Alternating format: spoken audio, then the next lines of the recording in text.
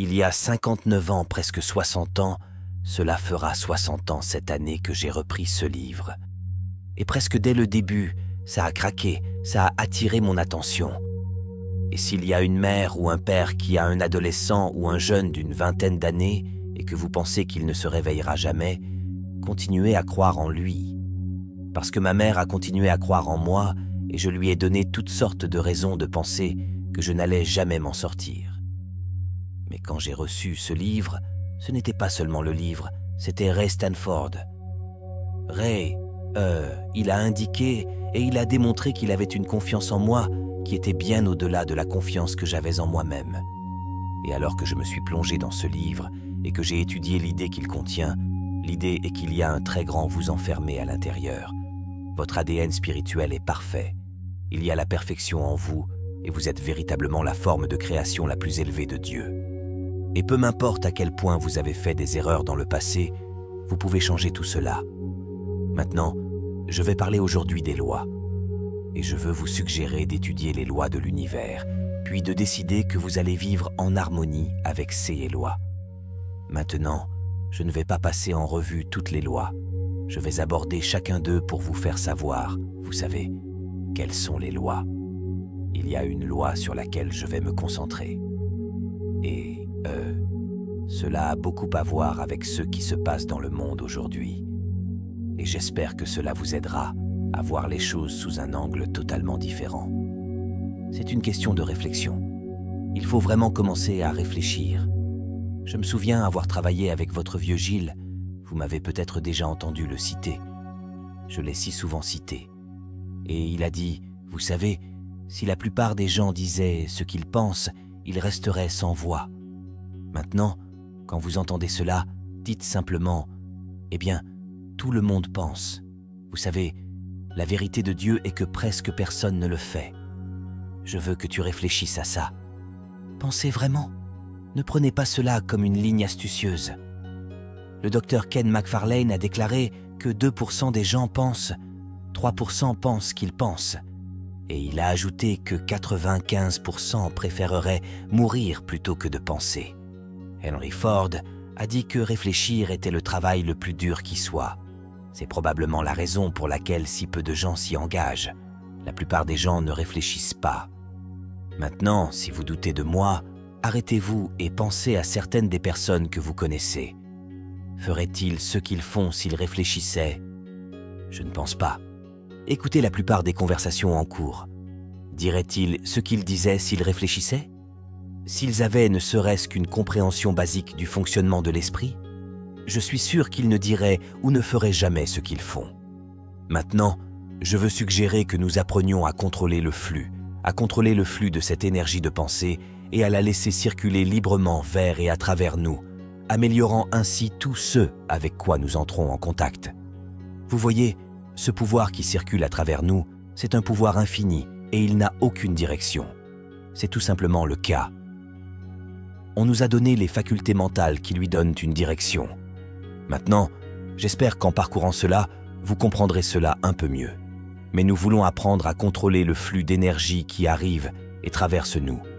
Maintenant, je veux que vous regardiez l'esprit et les paradigmes. Vous savez, votre paradigme est probablement un gros problème pour vous. C'est pour moi.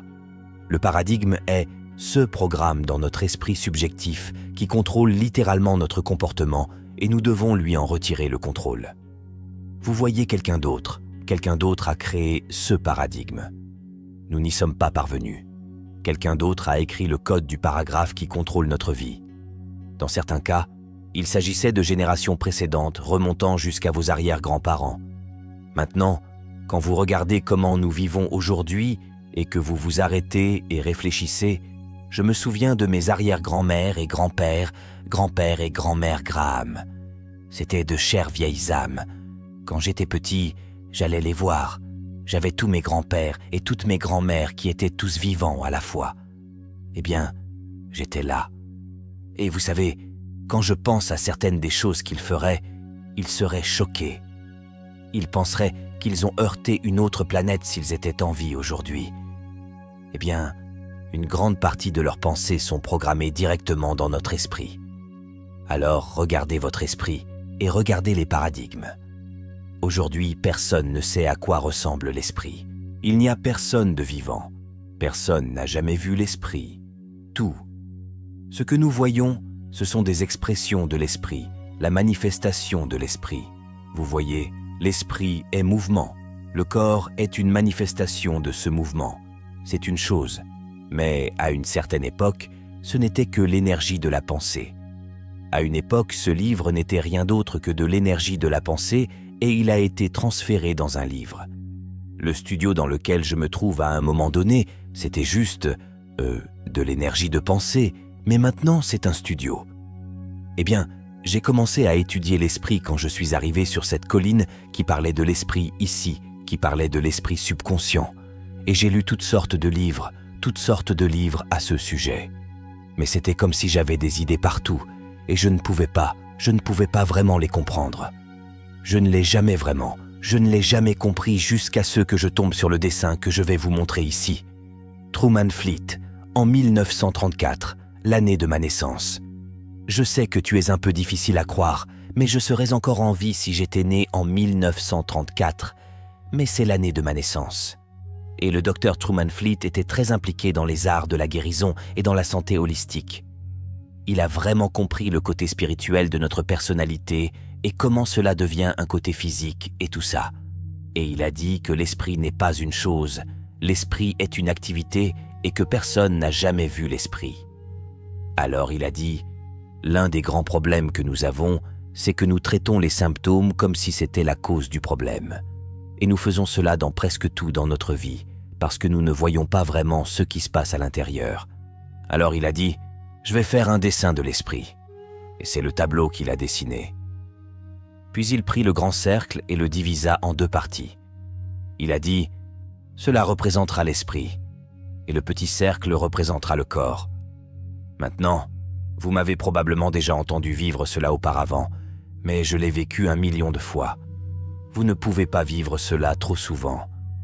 Si je te regardais, ou si je te regardais, si je communiquais avec toi, j'aurais ta tête en 2 parties, et je ferais l'esprit, tout depuis le cou jusqu'en bas, plus ton visage, ce serait ton corps et moi, je vous étudierais de très près. Je veux savoir ce qui se passe à l'intérieur. Si je communique avec vous, je veux savoir pourquoi vous faites ce que vous faites. Pourquoi tu dis ça? Pourquoi ferais-tu ça? Je ne juge pas, j'essaie juste de comprendre. Comment est-ce possible? Pourquoi cela arriverait-il?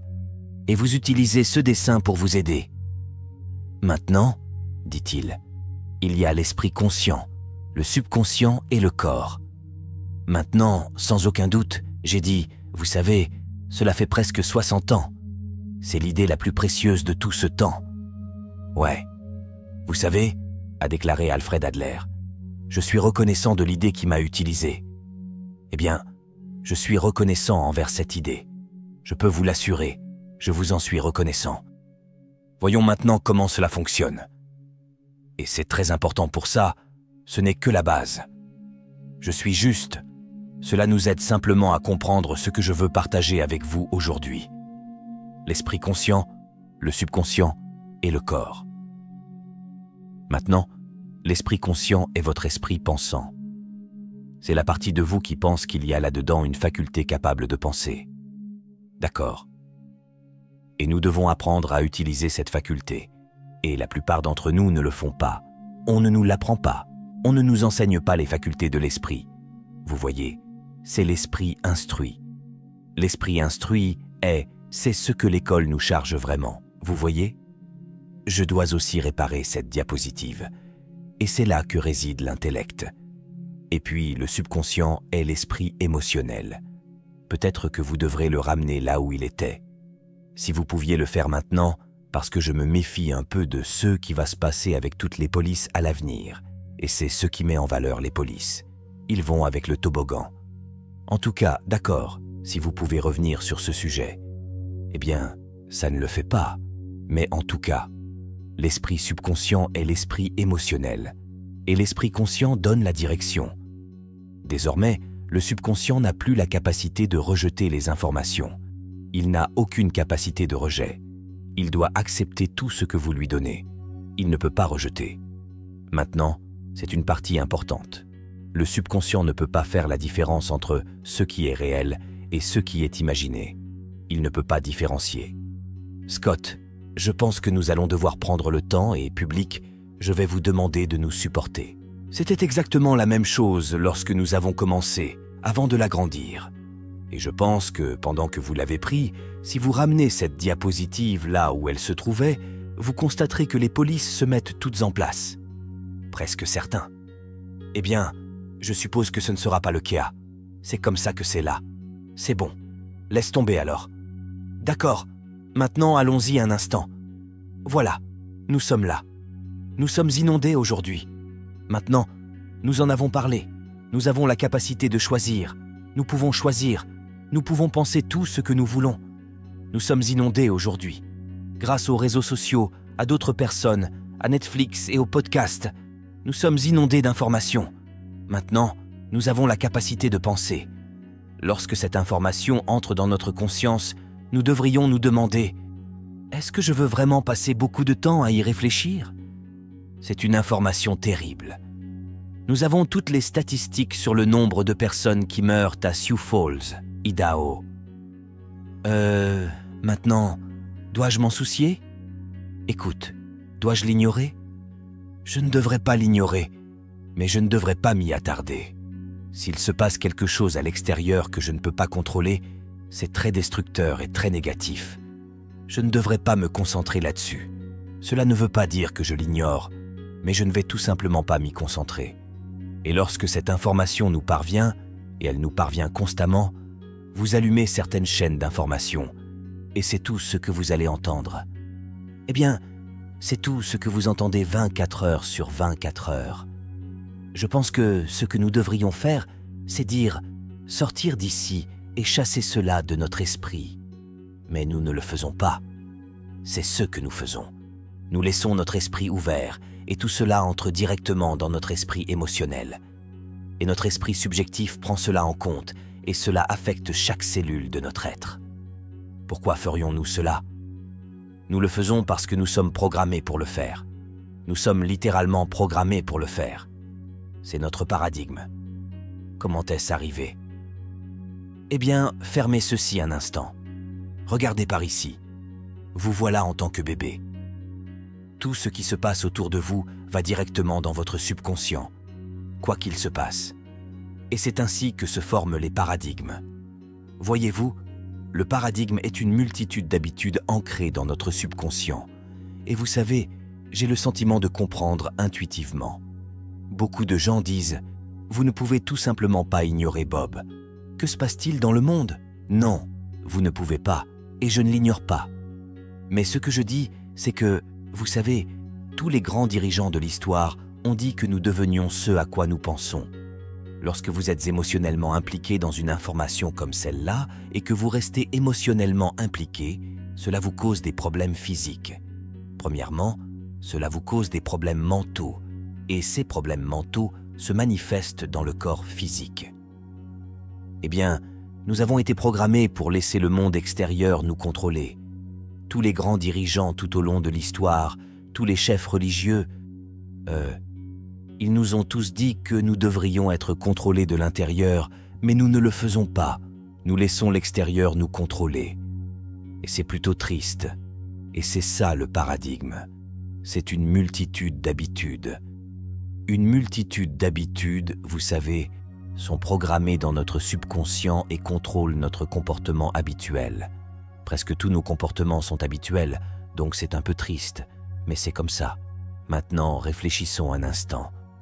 Jetons un coup d'œil aux lois naturelles de l'univers. Maintenant, je vais juste aborder ces sujets, puis nous reviendrons et nous nous concentrerons sur un seul. Les lois naturelles, tout d'abord, vous pouvez aller les étudier n'importe où. Il n'y a qu'une seule grande loi. Dieu existe. Il n'y a que deux références auxquelles se référer, la science et la théologie. À une époque, nous pensions que la science et la théologie étaient antagonistes. La vérité est qu'elles ne le sont vraiment pas. Ils sont très compatibles. Comme l'a dit le docteur Werner von Braun, les lois naturelles de l'univers sont si précises que nous n'avons aucune difficulté à construire des vaisseaux spatiaux, Nous pouvons envoyer des gens sur la Lune et nous pouvons chronométrer l'atterrissage avec une précision d'une fraction de seconde. Il a dit que ces lois devaient être établies par quelqu'un. Et il a dit qu'après avoir étudié les mystères spectaculaires de l'univers, j'en suis venu à croire fermement en l'existence de Dieu. Nous parlons donc soit de l'énergie, soit de Dieu. C'est tout simplement le cas. Ce n'est ni positif ni négatif, et tel qu'il afflue dans notre conscience, c'est tout simplement le cas. Eh bien, c'est la seule grande loi. Ensuite, il y a ces lois, les lois subsidiaires qui vont avec. Il y a la loi de la transmutation perpétuelle. Qu'est-ce que cela signifie? Cela signifie que l'esprit ou l'énergie se transforme toujours en forme. C'est toujours en mouvement. Si vous sortez par temps clair et clair, vous verrez une formation de nuages. Et si vous restez là assez longtemps, vous verrez à la formation des nuages, peut-être que de l'eau viendra. Andrew Carnegie a dit « Toute idée qui est gardée dans l'esprit, toute idée contenue dans l'esprit, qui est soit redoutée, soit vénérée, commencera immédiatement à se revêtir de la forme la plus pratique et la plus appropriée disponible. » Tous les grands dirigeants de l'histoire ont été entièrement d'accord sur le fait que nous devenons ce à quoi nous pensons. À quoi penses-tu? C'est ce qui prend forme dans votre vie. Ensuite, nous avons les lois, le reste, la loi de la relativité. Rien n'est grand ou petit, sauf si notre réflexion le permet. La pièce dans laquelle je me trouve n'est ni grande ni petite, elle l'est tout simplement. Cela ne sera grand ou petit que si je le compare à quelqu'un d'autre. Maintenant, il y a un placard ici dans le studio. Si je devais la comparer au placard où sont accrochés les manteaux, alors cette partie studio serait très très grande. Mais si je compare cette partie du studio, disons, à la salle de bal d'un hôtel, elle deviendra très petite. Tout est relatif. Rien n'est grand ou petit. Rien n'est bon ou mauvais, sauf si notre façon de penser le permet. Ainsi, tout en continuant à examiner ces lois, nous continuerons à examiner ces lois. Ensuite, vous avez la loi de la polarité. Maintenant, je vais juste passer directement par là parce que c'est celui sur lequel nous allons nous concentrer aujourd'hui. Nous allons y revenir. Vous avez aussi la loi du rythme. La loi du rythme, tout coule, de haut en bas, de flux et de reflux. La marée descend, la marée monte, la nuit succède au jour. Vous savez, les feuilles tombent sur l'arbre, les feuilles tombent de l'arbre. Et c'est une loi du rythme. Vous allez avoir votre rythme bio. Vous allez être haut et bas, intellectuellement, émotionnellement et spirituellement. Vous allez trouver des jours où vous n'avez que toutes sortes de forces, et il y a d'autres jours où vous vous sentez en quelque sorte traîné. Vous pourriez être sur un swing faible. Cela affecte tout dans la vie. La loi du rythme est bien réelle. Nous voulons le comprendre. Ensuite, nous avons la loi du genre. La loi du genre décrète que toutes les graines ont une gestation ou une période d'incubation. Il faut qu'un certain temps s'écoule avant que la graine ne prenne forme. La loi du genre stipule qu'il faut avoir à la fois un homme et une femme pour avoir quoi que ce soit. Les deux sont présents dans tout et doivent l'être pour que quelque chose existe. Maintenant, continuez à réfléchir. Je veux que vous réfléchissiez vraiment à ce que je dis. Nous parlons de la loi de cause à effet. Cette loi, où est-il allé? La loi de cause à effet. Je ne sais pas ce qui a causé ça. Quoi qu'il en soit, la loi de cause à effet est une loi très importante. Emerson a dit que c'était la loi des lois. À chaque cause, il y a un effet. À chaque effet, il y a une cause. Et vous avez un lien de causalité. C'est l'image dans votre esprit qui devient la cause. Et le résultat, vous obtenez l'effet. C'est pourquoi James Allen a-t-il dit « Nous pensons en secret, et il arrive que notre environnement n'est que notre miroir. Et puis nous reviendrons ici maintenant à la loi de polarité. » La loi de polarité est un concept très intéressant. C'est vraiment un concept intéressant. Voyons maintenant les choses de ce point de vue. Il y a un pouvoir qui circule dans votre conscience et vous pouvez le rendre négatif ou positif, mais comprenez ceci, lorsque ce pouvoir afflue, c'est un pouvoir de pensée. Vous pouvez réfléchir, vous en faites ce que vous voulez. Maintenant, votre paradigme dicte peut-être ce que vous pensez. Cela peut contrôler votre perception de ce qui se passe. Mais à mesure que ce pouvoir de pensée afflue, vous réfléchissez. Soit vous réfléchissez, soit vous laissez les pensées de quelqu'un d'autre contrôler ce qui se passe dans votre esprit. D'accord? Maintenant, regardons ici un instant. D'accord? Ici, nous examinons ce pouvoir. Voici une stratégie efficace en 3 étapes. D'accord?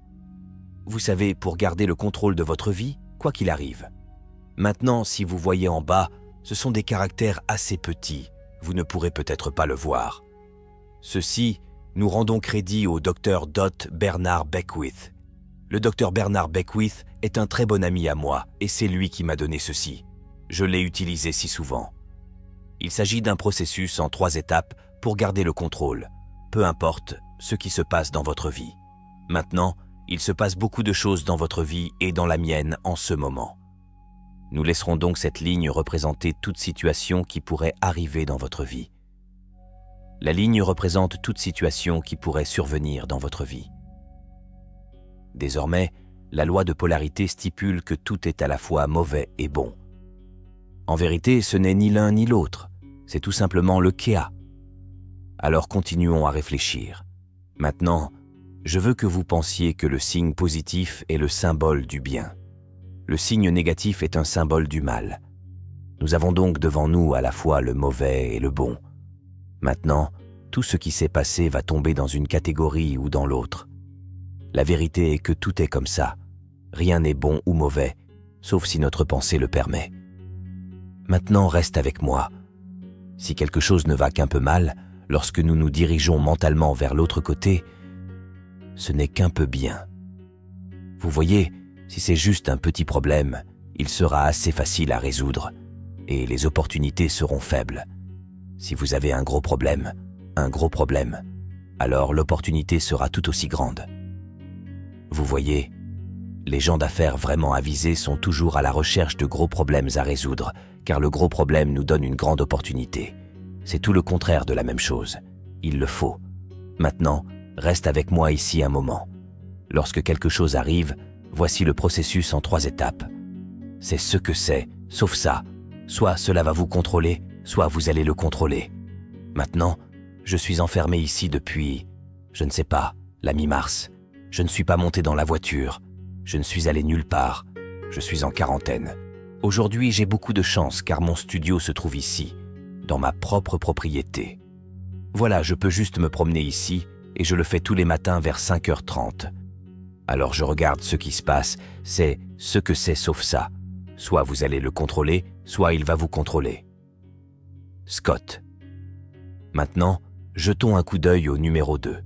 Numéro 2, récoltez le bien. Continuez à réfléchir. Plus vous recherchez de bien, plus vous en trouverez. Dieu est bon tout le temps. Alors commencez à chercher le bien dans cette situation. Vous pourriez dire, eh bien, il n'y a tout simplement rien. Il doit y en avoir. Il doit y en avoir. Bon, dans toutes les situations, si c'est un gros problème, vous aurez peut-être du mal à le trouver, mais il est là. Et numéro 3, pardonne tout le reste. Pardonnez-le. Pardonner signifie lâcher complètement prise, abandonner. Laissez tomber et le bien grandira, voyez-vous. Maintenant, reste avec moi ici. Avec ces pensées à l'esprit, je veux que vous fassiez cet exercice que je vais vous montrer ici maintenant. Il y a du pouvoir qui afflue. Nous opérons avec conscience. Il y a un problème dehors. Pour chacun d'entre nous, peu m'importe où vous vivez, il y a un problème à l'extérieur. Que pouvez-vous faire à ce sujet? Eh bien, vous pouvez vous en protéger, du mieux que vous pouvez. C'est ce que je fais. C'est pourquoi je reste en quarantaine. Je ne suis pas allé au magasin, je ne suis allé nulle part. Je vais de maison en studio, de studio en maison, mais tout est à moins de 50 mètres pieds à pied les uns des autres. Donc vous voyez, cela ne veut pas dire que j'ignore le problème. Je laisse les gens s'occuper du problème et savoir comment le résoudre. Je leur fais confiance. D'accord. Je veux rester concentré sur ce qui est bon. Que puis-je faire? Comment puis-je aider? Et j'ai mis tout cela en place et j'ai essayé de vous montrer que vous pouvez faire ce que je fais. Vous pouvez le faire. Maintenant, lorsque ce pouvoir afflue en vous, vous pouvez penser et penser tout ce que vous voulez. Si vous l'utilisez mal, vous allez avoir des ennuis. Nous voulons contrôler le flux de l'énergie mentale. C'est de cela dont nous parlons ici. Nous voulons qu'il circule librement vers et à travers nous. D'accord. Maintenant, vous avez le choix. Vous pouvez regarder à gauche le négatif ou le positif. Mais c'est votre choix. C'est un choix que vous faites. Maintenant, sur le côté gauche se trouve ce que nous disons, l'ignorance. Du côté droit se trouve la connaissance. Tout. Ce que nous ne comprenons pas, nous avons tendance à le critiquer ou à le ridiculiser. Essayons de le comprendre. Essayons de comprendre. Vous voyez, lorsque ce pouvoir afflue, vous pouvez faire l'une des deux choses suivantes. Vous pouvez le comprendre et prendre le contrôle, ou vous pouvez laisser le problème vous contrôler. Maintenant, si vous laissez le problème vous contrôler, si vous lisez tout, ce qu'il y a dans les journaux, si vous écoutez tout, ce que vous entendez aux informations, vous finirez probablement par vous inquiéter. Vous allez probablement finir par douter. Qu'allons-nous faire? Qu'allons-nous faire? Beaucoup de gens ont peut-être des problèmes financiers en ce moment. J'imagine que la plupart des gens dans les restaurants le sont. Vous savez, beaucoup de familles. Mais cela ne veut pas dire que nous devons douter et nous inquiéter. Il existe désormais une réponse. Je vais vous montrer ce qui se passe lorsque vous restez enfermé sur cette polarité. Vous avez pris un pouvoir qui coule sans forme. C'est un pouvoir créateur. C'est de l'esprit pur et frelaté. Cela afflue dans notre conscience et nous construisons une idée négative. Ensuite, nous le remettons à notre esprit émotionnel. Qu'ai-je répondu lorsque nous vous avons montré cela pour la première fois? Nous avons dit que le subconscient n'avait pas la capacité de rejeter. C'est totalement immoral. Il acceptera tout ce que vous lui donnerez. C'est comme la terre. J'adore la façon dont Earl Nightingale l'a mis dans The Strangest Secret Record. Il a dit que vous pouvez planter du maïs et juste à côté, à moins d'un 16e de pouce, vous pouvez planter de la morelle, un poison mortel. L'un grandira avec autant d'abondance que l'autre. La terre ne se soucie pas de ce que vous plantez, mais elle fera pousser ce que vous plantez. Votre subconscient ne se soucie pas de ce que vous plantez, mais il fera pousser ce que vous plantez. On nous a confié la responsabilité de prendre soin de nous-mêmes. Désormais, lorsque vous imprimez l'inquiétude et le doute dans votre subconscient, vous créez un état émotionnel que nous appelons la peur. Maintenant, rappelez-vous, suivons-le. Cela est entré dans notre conscience. Nous avons eu le choix et nous nous inquiétons. Et nous prenons l'inquiétude et nous la remettons au subconscient. Nous l'imprimons dans le subconscient. Tout. Ce qui est impressionné doit être exprimé et s'exprime sous forme d'anxiété. Or, cette inquiétude ne s'exprime pas. Nous ne le faisons pas. Nous n'en parlons pas. Vous savez ce qu'on fait avec l'anxiété? Nous le supprimons. Nous le mettons en bouteille à l'intérieur. Maintenant, lorsque vous refoulez l'anxiété dans votre instrument, je vais vous le dire, vous allez avoir des problèmes dans votre corps. Le corps n'est pas conçu pour contenir cela pendant un certain temps. Ce n'est tout simplement pas le CA. La répression se transforme alors en dépression. Si vous le gardez sous clé, c'est de là que vient la dépression.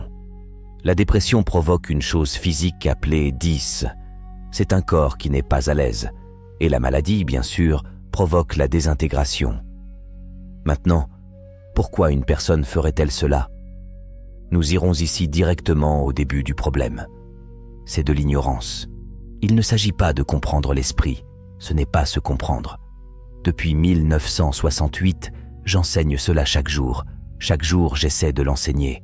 Je l'étudie depuis 1960, mais en 1968, j'étais tellement fasciné par ce sujet que j'ai dû aller travailler avec Earl Nightingale.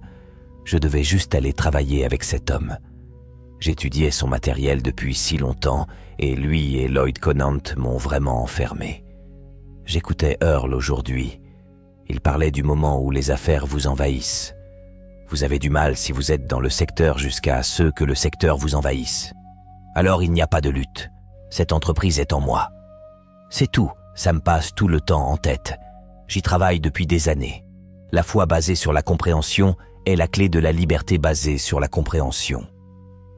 Regardons ici. Quel est le contraire de ne vous inquiétez pas? Le contraire de ne vous inquiétez pas, c'est la compréhension. C'est le contraire du doute et de l'inquiétude. Comment parvient-on à comprendre?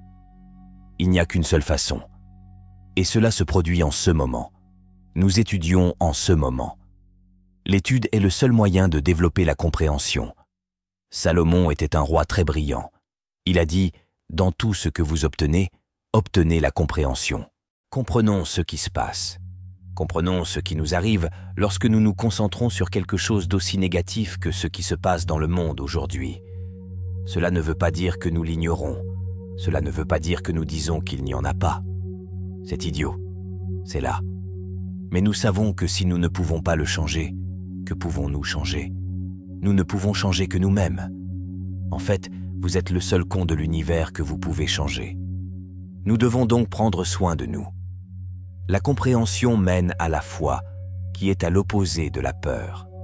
Pensez-y maintenant. La foi et la peur exigent que vous croyiez en quelque chose que vous ne pouvez pas voir. Vous devez avoir la foi qu'il y a un pouvoir en vous. Si vous utilisez les facultés que Dieu vous a données et dont vous avez été bénis, cela vous sépare de tout le reste du règne animal. Si vous les utilisez comme ils sont conçus, vous pouvez rester en très bonne forme. Cela m'a permis de tenir le coup pendant 86 ans et j'espère que cela me permettra de tenir plus longtemps. Maintenant, cette foi se manifeste dans ce que nous appelons le bien-être au niveau physique. Tu te souviens quand j'ai dit que l'anxiété était supprimée? Le bien-être n'est pas supprimé, le bien-être s'exprime.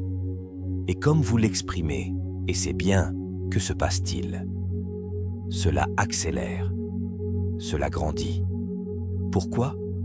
Parce que vous êtes dans un état créatif. Vous êtes à l'aise.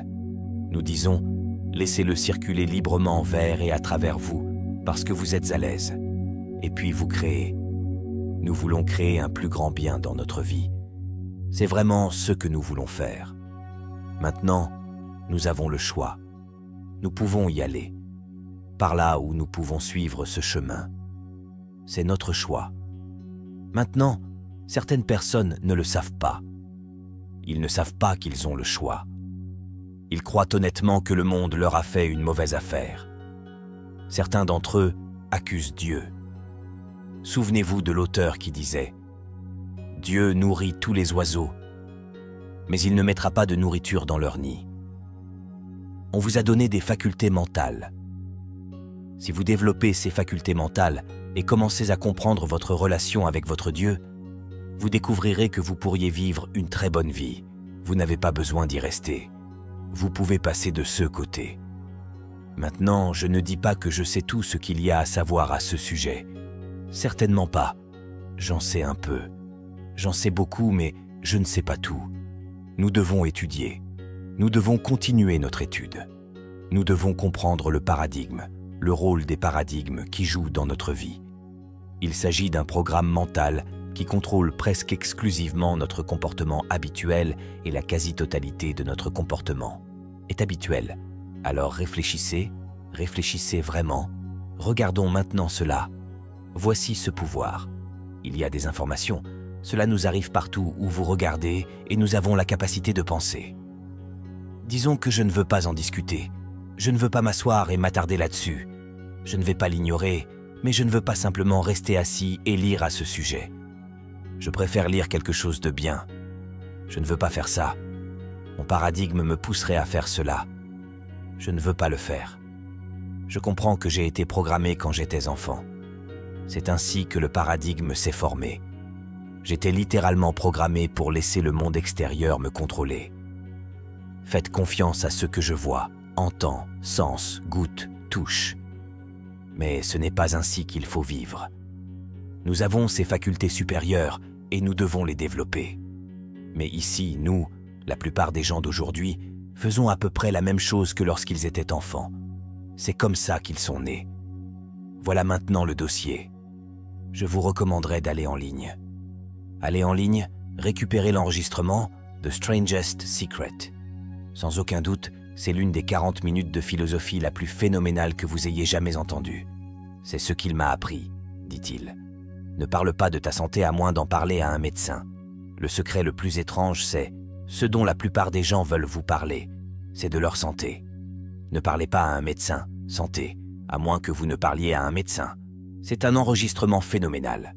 J'ai eu ça en premier, puis j'ai eu ce disque. Et cela a conduit à tous les livres que j'ai. J'ai une immense bibliothèque à la maison, ainsi qu'en studio. J'ai fréquenté des gens du monde entier. Je travaille avec des gens qui sont vraiment touchés, en contact avec ça. Maintenant, écoute, toi, tu as des pouvoirs phénoménaux. Vous avez la capacité de créer la vie que vous souhaitez vraiment. Vous pouvez créer la vie que vous voulez vraiment vivre. Comment veux-tu vivre? Vous voyez, c'est ici que nous prenons notre stylo et écrivons exactement ce que nous voulons qu'il nous arrive. Comment voulons-nous vivre? Comment voulons-nous penser? Que voulons-nous qu'il se passe à l'intérieur? Nous pouvons le faire. Maintenant, j'adore Buckminster Fuller. Il dit qu'on ne change jamais les choses en luttant contre la réalité existante. Vous ne combattez pas la réalité existante, vous changez les choses en construisant un nouveau modèle qui rend le modèle existant obsolète. Tellement vrai. Si bon, c'est l'heure de la décision, les amis. C'est ce que c'est. Prenez une décision ferme sur ce que vous allez faire, avec le reste de ta vie. Et puis, j'ai découvert que si vous voulez apporter de la discipline dans votre vie, c'est la capacité de vous donner le commandement et de le suivre. J'étais ici ce matin vers 5h30 et je faisais mon exercice d'écriture de la main gauche.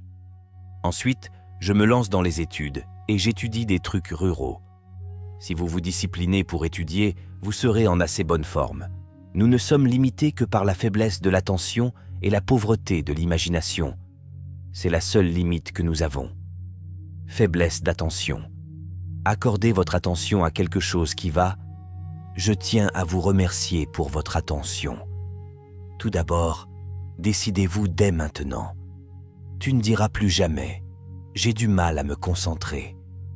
Je veux que tu dises à partir de maintenant que je suis si heureux et reconnaissant maintenant que je me concentre facilement sur le bien que je désire. Et c'est là que vous voulez aller. Vous avez votre carte d'objectif écrite et vous savez que si vous donnez le meilleur de vous-même dans ce que vous faites en ce moment, vous allez gagner. Vous voyez, le sable représente notre vie. Le sable au sommet du verre est l'avenir. Nous ne savons pas combien il y a. En fait, c'est comme ça. Vous ne savez pas combien il y a. Le sable au fond du verre appartient au passé. C'est parti. Vous ne pouvez rien y faire. Tout. Ce avec quoi vous pouvez faire quelque chose, c'est ce qui est ici, maintenant. C'est tout. Ce que vous avez, c'est ici, maintenant. Donnez le meilleur de vous-même, ici et maintenant. Continuez à dire des choses qui signifient de bonnes choses pour vous. Impliquez-vous dans le discours intérieur. Il y a de fortes chances que vous ne le fassiez pas toujours parfaitement. Vous allez faire fausse route. L'astuce est de le faire aussi souvent que possible. Vous savez, a dit Hill, écrivez votre objectif sur une carte. J'ai une carte de but dans ma poche. Mon objectif est sur la carte. Quand je lis dans ce but. Je ne lis pas juste pour lire. J'ai lu dans un but particulier. C'est ce qui est écrit sur la carte. Donc, si vous gardez un œil sur votre objectif et continuez à étudier, le plus souvent, vous serez du bon côté du grand livre et vous commencerez et vous continuerez à l'améliorer et cela continuera de s'améliorer. Ne vous attendez pas à ce que tout soit parfait. Vous n'allez pas le faire. Tout d'abord, le paradigme que vous avez, quelqu'un d'autre l'a construit et il ne vous mènera pas toujours sur la bonne voie. Cela vous mènera parfois sur la bonne voie. Tout n'est pas mauvais. Une partie du paradigme est bonne. Ne laissez pas le paradigme vous contrôler. Si vous gardez le contrôle, vous vous en porterez mieux.